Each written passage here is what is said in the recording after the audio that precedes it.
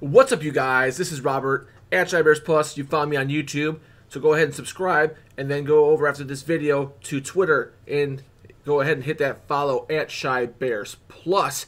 Not wearing the hat today. I'm trying to increase my subscribers from the demographics of women 18 to 35 with this sexy face. Anyway, what's up, you guys? We went to Club Dub yet again, and it feels so good. Feels so good. Things are moving in the right direction. Vikings 6, Bears 16. I think I predicted 20-17, so a lot better than I thought it was going to be. Let's call that what it is, right? But yeah, so we're going to Club Dub, so you know what that means. Make sure you hide your eggplants if Tariq Cohen's around. Know what I'm saying? Seriously, though, I wish that Tariq Cohen could catch the ball like he could catch people on his live streams. You know what I'm saying? He dropped that ball. He was wide open. Man, that would have been such a big play. Anyway, oh, man, I was feeling good all day about this game until about 2 o'clock, and then the bad news started rolling in, right? Oh, man, you got, you know, finding out that Hicks isn't going to play. Then you're finding out Long's not going to play. And then all of a sudden, Roquan's out for personal reasons. Like, I don't even know what it is. It's 8:30, and I still don't know what it is. Got nothing from the pressers after the game. I tried to hold off on making this, but I wanted to get it done. So I still don't know. I don't know what's going on with Trubisky's shoulder either. But speaking of that, another bad thing rolls in. So from like an hour before the game until like 30 minutes in the game time, it is just like disaster, absolute disaster time. It was not crispy. You hate to see it, but then we have like a third and long, and turn them over and get the Vikings ready to punt, and then we have like a personal foul from Eddie Jackson, and I don't even know what that was for either. I mean, I guess he like kind of bumped the dude. I don't know. I don't know, but if you had to pick between the O and the D, or what the story should be, and I'm gonna bury the lead like I always do, but I'm putting the head. The story of the game is gonna be the backups, and I told you last video, hey man, you really don't have to worry about the defensive line with Hicks being out. I felt confident with Goldman, Thicknick, RRH, and I wasn't wrong. I mean, they came up and stepped up big times. But with ShyBears Plus, Robert here is wrong. I'm gonna come out and say it, and I'm gonna just fess up right away, take accountability for it, because that's the kind of stand-up guy that I am. It's just what ShyBears Plus is all about. I'll eat some crow. Nick Kwiatkowski balled out. I mean, let's be honest. I know I was hanging out with my friends, and I'm like, no, man, no Roquan. Man, I'm not trying to see Nick out there all game. You know, he's going to get exposed. But I will say, Nick is awesome when he's moving forward, attacking, aggressive, run, stuffing, going after the passer, blowing stuff up. Did you guys see him blow up number 33? Oh, my God. It just destroying their halfback. I don't even know why they're going to even try to block that guy with one, but what are you going to do? What are you going to do? We had so many guys coming after him. You couldn't even double anybody. It was insane. But, yeah, the way they had Nick moving forward, and then they had, oh my gosh. Was it Pierre Lewis is his name?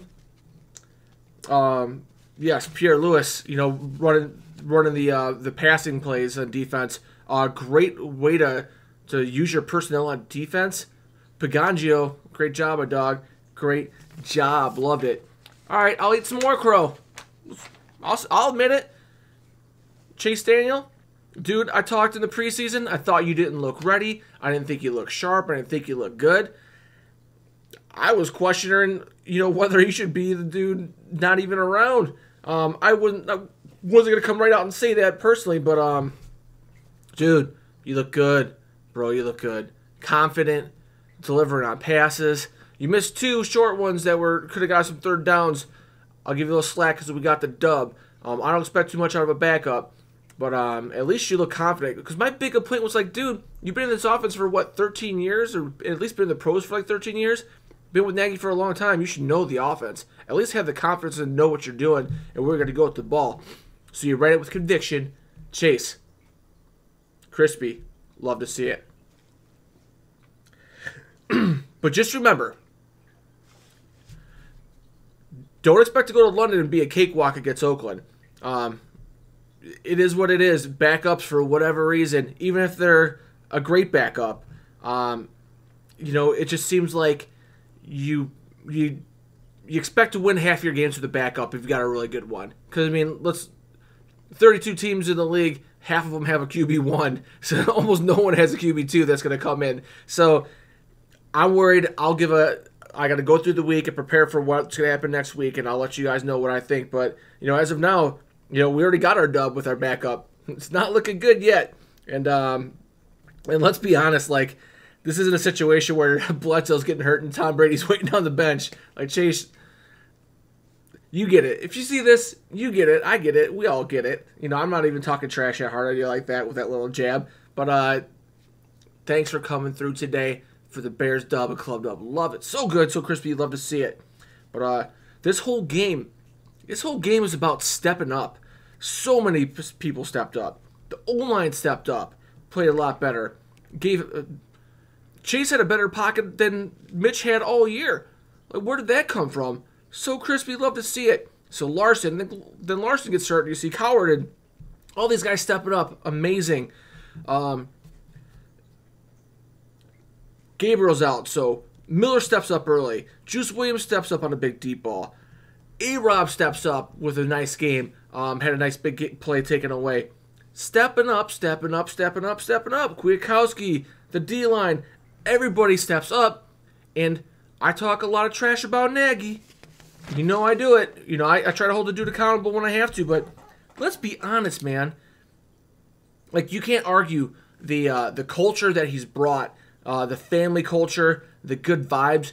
After everything that happened before this game with so many people hurt, Long, Hicks, the list just keeps it big. Then Roquan's out. Next thing you know, your starter's out. This team could have cashed it at home and felt sorry for themselves, but they never quit. They never gave up. Actually, on top of that, they dominated this game. It should have been 16-0 if we didn't get gassed. Absolutely dominated a Vikings team, which gave the Packers all they could. Were they 2-1 coming into this game? This was not a bad team. Not a bad team. A good team. People were loving this team. A lot of respect for them. Unbelievable the culture that you've created here, and I'm so glad that you create a culture that people want to come to. Haha Dick said, he basically came here because he wanted to be a part of something fun and exciting and a winning culture. So, Nagy, rats off to you. Great job out there. However, if you're just going to 3-and-out passing the ball in the third quarter, would it kill you to mix in a couple of runs? As we get into a situation where we get these big leads now for a couple of games, and we get in the third quarter, and we keep passing the ball, and we don't extend the clock, and then we don't ever run this clock out, and then we get in a situation where the defense is gassed. It wasn't as bad as last game, but they were gassed in those last two drives, and, one day it might catch up with you. We might run it. Hopefully, we've learned our lesson from our Buffaloes and Miami's games from last year, which I don't think that we have because of what we're doing now. But it's okay to run the ball. It's not bad. It's not going to kill you. Seriously, stop. Anyway, however, with all of that, still time of possession, one thing we preach about here, 35-27, we won that battle. Great job. And then we had 33 passes to 27 runs, but again, the majority of the runs came, it had to be over half. So if we had 27, it had to be 12 in the last two drives. And we weren't crushing it on the run, the power run game, like we did last game. But, we could have did that here and there in the third quarter, give your 2 or 3 yards. You're only throwing the ball for 2 or 3 yards all second half anyway. So either way, you get your 2 or 3 and keep that clock running just in case you get that incompletion. I don't know. So I can't wait to see the 3 guys in the backfield, Cordell Patterson, quarterback. It looked like it was some sort of a read option or double option play. I don't know what happened. It was a complete abortion. I like the creativity when it works. When it doesn't, like, it always looks so bad, like bad. Killing me. It wouldn't kill you to just run the ball, or just like out of a conventional package or something. But I ain't tripping. I like the exciting stuff too. I'm not gonna lie. I can't get too bad on you.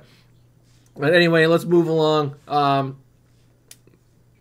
Rats off to you, and Nagy. Great job sticking with the no huddle. I feel like that's you taking some accountability for how bad the offense was in the beginning, and maybe you don't trust either of your quarterbacks or this offense to get it right, and you want to make sure that everybody's getting into the right calls. And you know what? I don't care. You know, it's this is the new age of football, and a lot of these quarterbacks are coming out of the college used to that kind of a situation, and getting help, getting lined up. And I really, honestly, I don't care. As long as it's going to be productive and it's going to give you a little bit more control until everybody else is ready to take those reins. I'm about getting dubs, bro. And Nagy says it a lot. He's not about numbers. He's about letters, dubs. So whatever it takes, I feel like Nagy's really taking accountability by going to the no huddle, and taking total control of the offense. Finally, the buried lead. The Bears D was so crispy. You love to see it, folks. Unbelievable. We always bury the lead. Always got to talk about everything else because the defense is so steady and so constant that you know that they're good, and you ain't got to worry about it, and you don't even want to talk about it, but we should, and we have to, so I'm going to spend a little bit of time here before the end of this video here. So, I just want to say something to the national media. Fangio is 0-4. And the Picano defense is not slipping or regressing. So, national media, do you like apples? I like them apples. Ah! Man, it's so crazy how someone will shoot a narrative out there and the entire national media will just run and repeat it and not even look into it. Like did they think that we were getting some scrub in here? Like, Picano is a reputable guy. I don't know. It is what it is. I like the way things worked out. Not that I was totally against Fangio. He did a great job. But the Pagangio, I'm feeling it. Totally feeling it. Shout out to Nick Witkowski and Pierre Lewis for subbing in for Roquan Smith. Quick got that sack. Kept on getting pressures. So stout in the run. Great job with those two. I didn't know that Pierre Lewis was that good out there in space and in coverage. Like, the dude balled out. I felt like that dude looked like a starter running around out there. I was super impressed. So crispy, you love to see him. Roy Robb, one of my personal favorite players on this team. 1.5 sacks. If you watched the pregame show, you knew that he had that covered. Same thing with Thick Nick, 2 sacks. Anderson also played good. He had some good run stuff, so I didn't write down any of his stats or anything like that. This isn't a stat show. This is a Robert tells you what he thinks show, just so that you know. Full disclosure, everybody. Going to Mac, 2 sacks, dominated this game once again. It's like almost boring talking about because he's so good, and you keep saying, hey, every week he's good. Did you see how good he is? Yeah, he's good. Super good. Unbelievable. A type of player that I'm so glad that he's a Chicago Bear, and when he's done and retired, I can't wait to be telling everybody you're not gonna believe how good Mac was and how good this defense was, like all the '85 boomers are always saying, right? So, Mac, thanks for being awesome. I appreciate that. Yeah, but the whole D pretty darn good, man. Minus a garbage touchdown when they already wore out, and if anyone could find out before tomorrow, we find out what happened with Eddie Jackson and that stupid personal foul that he committed. I don't even know what it was. Like, he just bumped a dude and did some talking, and the guy headbutted him. I really don't know what happened with that. So if anybody knows, leave a crispy comment below. I just don't get it. I don't know what happened. And I'm looking forward to seeing that. And I don't know what's going on with Trubisky's shoulder right now. I'd love to know. I think we can all be safe to assume, and just assuming that probably separated shoulder. I mean, sounds right. Looks about right. Hopefully that's it, and we can get him back sometime after the young bye. But But yeah, I mean, the story of the game was, the hidden story was the Bears defense yet again, even though it shouldn't be, but it is. They took away the run. I think they ran for like 35 yards, and they came in running like 196 yards a game, like something ridiculous. And they made the Vikings one-dimensional, which was really, really clutch, because they knew that the Vikings had big game Kirk Cousins. Just kidding. I know he sucks. He's the worst. He's the worst in big games. So they wanted him to try to beat him, just like when people try to make Trubisky beat us. We took away the run and said, "Hey, beat us with the pass," and they couldn't. So anyway, thank you guys so much for watching. If you like this video, hit that like. If you haven't subscribed, what are you waiting for? I still don't know why you don't hit the subscribe button. And tap that bell. Tackle the bell so you don't miss any content in the future. Leave me a crispy comment. I love getting comments. Like when I come through and click the little notifications on there, I'm like, oh man. I absolutely love it. But yeah, this is Robert at ShyBears Plus on Twitter. Thank you so much for watching. I'm also on Instagram for all the dank memes and pictures and the whatnots and clips. Don't forget the crispy clips. Bear down, Club Dub. That's all I got.